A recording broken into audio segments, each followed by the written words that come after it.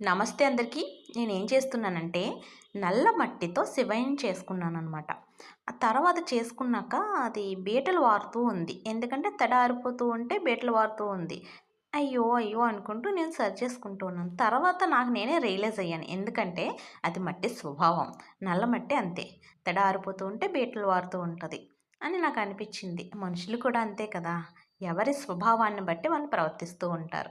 మనమే అతిగా ఎక్స్‌పెక్టేషన్స్ పెట్టేసుకొని, మనకు నచ్చినట్టు ఉండాలి, అలా ఉండాలి, ఇలా ఉండాలని చెప్పేసి లేనిపోని బాధలు పడుతూ ఉంటాం. ప్రతి మనిషి కూడా అంతే. వారి స్వభావాన్ని బట్టి వాళ్ళు ప్రవర్తిస్తారు తప్ప, ఒకరికి నచ్చినట్టు అంటే, మనం వాళ్ళని ఫ్రెండ్‌గానో, మరింకే బంధం ఏదనుకున్నా సరే, మనకు నచ్చినట్టు వాళ్ళు ఉండాలి అనుకోవడం అన్నది కరెక్ట్ అయిన విషయం కాదు. సో, నేను అందుకనే ఎవరి నుంచి ఏది ఎక్స్‌పెక్ట్ చెయ్యను. చేసి బాధపడలేను.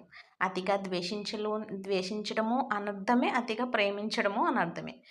చిన్న జీవితమండి. ఇందులో ద్వేషం అనే టాపిక్ కూడా ఉండడం కరెక్ట్ కాదు అనుకుంటాను. అతిగా ద్వేషించడం కాదు. అసలు ద్వేషం అనే టాపిక్ ఉండడం కరెక్ట్ కాదనుకుంటాం.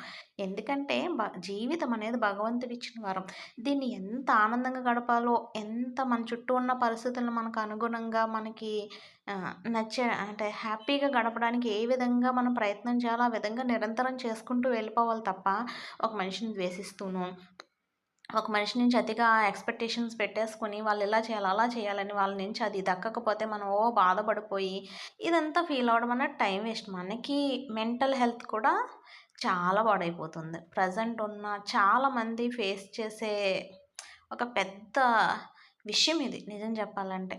ఇలాంటిది ఒక అలవాటు అలవాటు చేసుకుంటే వాళ్ళని వాళ్ళలా వదిలేయండి. వాళ్ళుంటారు అలాగా. మనకు నచ్చినట్టు మనం ఉండడమే అంతే.